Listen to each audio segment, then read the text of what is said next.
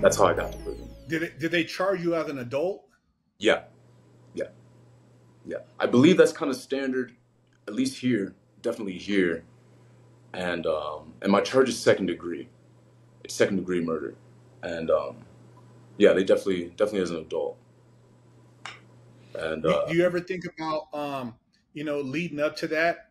You know, I know for myself, I thought about all the other things that led to that particular situation, which yeah, resulted in me getting locked up. So I just think about like, because you don't wake up one day and do what do what you do to get you into prison. There's a lot of other buildups. You know what I mean? As far yeah, as your actions, and a lot of people don't think about that. They're like, "Oh man, I got caught because so and so told, or I slipped, I did this or did that." And I'm like, dude, do you think about all the other things that you did before you got to this point? You yeah, know? yeah, And that's what I really sat back and thought about. And it's pretty crazy, man, when you really reflect on your actions leading up to that, the actual incident hmm that puts you behind bars. Once you got incarcerated, I mean, what was like, how did it kind of snap you out of that autopilot, and did you kind of feel like, man, I got to change my life, or did it take a while, or did you find somebody in there who kind of like mentored you? What was that like? So I did change, but it happened later. So when I first went to prison, it was I got to go harder. It was I got to be harder. You know, when looking at doing the math at 17 years old or 18 years old, when you hear like I'm gonna get 16 years, and you see, oh, I won't get out till I'm in my 30s. When you're a kid, your 30s seems like, damn, seems hella far. You know what I mean? So to me, it kind of felt like, if I make it 16, then I'll deal with it then. But when I finally got to prison, which it's funny, it was this week. It was this week in 2007. And I remember that because there was a riot on the yard July 4th, 4th of July. And when I got to that yard is when the yard had just opened up. That's why I always remember. It was like July 7th, July 8th of 2007. But yeah, when I got to prison, it was go harder. And I'm a firm believer in, people always having choices. 1,000% you have a choice.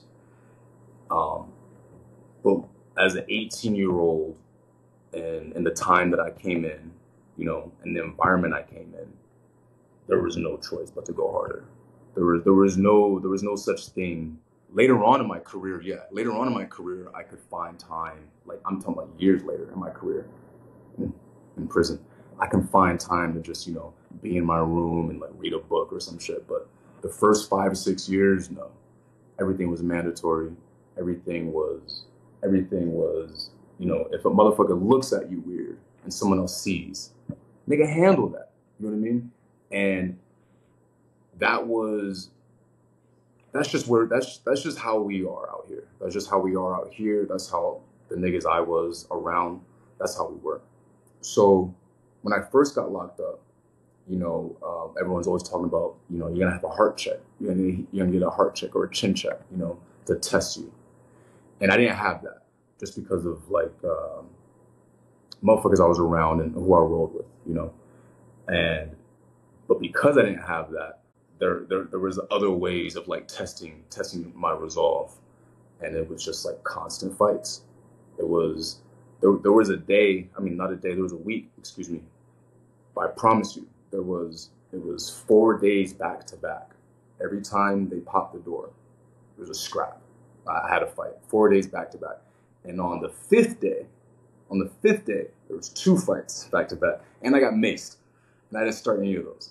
That's just the environment. This was 2007, and I did all my time in Arizona. It was 2007, and um, around that time, there was, from my understanding of the people who were in there, before me, the 90s were obviously very crazy in prison. And like towards the end of the 90s, there was a lot of different changes in Arizona prisons, trying to make things safe. And I guess maybe it lasted for a little bit, but by the time I came in, it had started to peak up again. It started to peak up, and the only thing that I did, the only smart thing that I did was not join a gang. That's probably the only smart thing I did. But my first year in prison, I started off as a three. It's my first arrest too. It's my first arrest. Was this murder? I started off as a three, and before that year was up, I was in max custody. So it was fights, it was knives, it was it was it was all of it. It was all of it, honestly. So my first year, three ended up in max custody, and then Max was crazy. Max is when I started seeing just people just like die all the time. I had a neighbor, and I was just talking to one of my homies about this because my homie was in the pod with me. There's a place in Arizona prisons called the Walls. It's the max. It's the max unit, and SMU is called Special Management Unit. You're just in. I mean, you know how it is. It's 8 rooms, and you're in there all day. And my neighbor, we never saw each other. Never saw each other. My neighbor, he had seizures. Everyone knew this. The nurse would come, give him medication all the time. Everyone knew this. And then I can't remember if something like, upset him. I don't remember what happened, but he started just having a real bad one day. And we all heard him just, going through it over there. We all heard him. And then we started kicking on the doors, trying to get cops to come, trying to get the COs to come. And eventually he just stopped making sounds. We stopped. And I don't remember what time that was in the day, but the nurse came around 6 a.m., to give out pills. And she came by, and as soon as the doors open, to the pod, we're all yelling. You're like, hey, check on so-and-so, we're banging on the doors, And she came, with an officer escort. She went to my neighbor. She looked in. The cop looked in. They got on the radio. This bitch continued to pass out pills. You know what I mean? And then, like 2 hours later, they brought the stretcher. And when they brought the stretcher 2 hours later, all of us are just like, irate. Like, hey, fuck you. This motherfucker's been dead since, last night. This and that, And because we were fucking banging on the doors and shit, they didn't feed us till later that night. Like, that was our punishment. So when I got to Max was just like, it was a whole different level of like hate. And that hate went every direction. It was us hating the cops. It was the cops hating us. I had a very small hit on me at that point. I had a very small hit on me at that point. It was racial hate. It was a very dark place. And I was in the Walls for like 2 years. So yeah. And another thing, I was just talking about this with someone recently, just about the lockdown, and someone was saying something about being locked down 23 hours a day, how hard that has to be.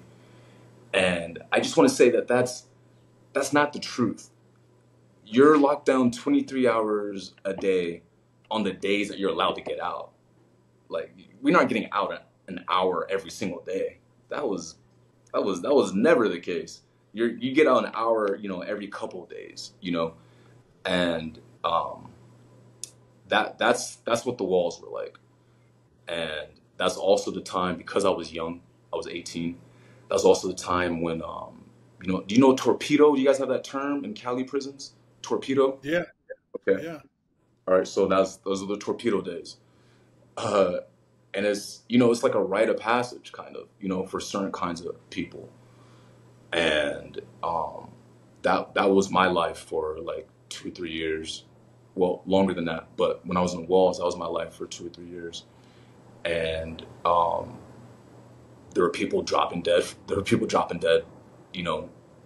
There as well, from things that were simple, like disciplines, turned out to be accidental killings. And when this was going on, this is like 2009. It's like 2009. In the 2009 in the Walls, I personally saw 3 people stabbed to death, right? And none of them made the news. None of them made the news at all. Like the local news or anything. None of it. That really makes you feel like, fuck. You know, there's no option for me to try to, you know, get my shit together. I gotta be the hardest motherfucker I can possibly be to make sure nothing's gonna happen. You know what I mean? And that mindset pushed me for, you know, a few couple years. There was a time in the walls. You ever see that movie Stir Crazy with Yeah, yeah. Richard Pryor? Richard Pryor. Yeah. Okay, so where they filmed that is where I was at, right? And it's like very, very basic looking, you know, prison bars, you know, kind of like building. The time I was there, it was 3 stories. And what was like the fad, the popular thing to do to discipline someone at that time was to, I mean, they have to be dumb, but was to get them onto the 3rd story and then toss them over, right? Now, motherfuckers weren't really dying from that. Back in the day, in that same building, it was 6 stories, like back in the 90s and before. It got closed down in the 90s. Back in the day, motherfuckers were, you know, being killed, being tossed over the, you know, the six stories. But back in my day, it was only 3 stories. So when I was a torpedo, my big cousin, he ran the yard at the time. You know, he would call me up, me and a couple other cats, and it's like it was the same thing every time. It's like, hey, try to get him on the 3rd floor, fuck him up, toss him over. And it's, I promise you, Hurt, we never thought twice about it. Never thought twice. You know what I mean?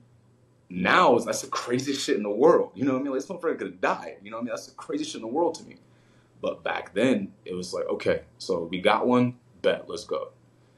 And that was, again, that was just the mindset. And it was proliferated through every aspect, through everything you were seeing. There was no peace. There was no peace at all. That was the first place. I rap about this 2 years of my life often. That was the first riot like situation. I say riot with an asterisk because it was a smaller group of people. It was the first riot situation. It was the first time I seen a cop, you know, fucking inmates. It was the first time for everything. You said wait, a cop was doing what? Like having sex, like with inmates, yeah, with inmates. So a female cop or a male cop? Both. What? Yeah, but before that, so before that, it was even worse. So before that, I was at a place called East Unit, and East Unit is like a very big yard. It's very open. There's a lot of space. At nighttime, if you were to go outside, you can go outside. You can see just like when everything's locked down, you can see inmates like posted up in different points right around the yard. And if you didn't know any better, you would just think they're standing around. But what they were doing was just making sure other cops weren't coming because they were, you know, fucking these cops back here. It used to be rampant. I didn't see it that much in my last like 6, 7, 8 years. I didn't see it that much. But yeah, it was rampant back in the day. 100%. So what, there were like a lot of female guards getting Yeah. busted down, or Yeah. 100%. My cousin, wow. well, a lot of guys would have just like $100 bills or $50 bills just from like selling dope, you know, whatever. They would just, you know, give it to one. Just give it to some of the female guards. Just like, take this.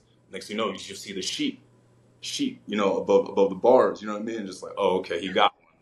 You know what I mean? That's how it was. But yeah, that's what the first couple of years of prison was. Wow. Like.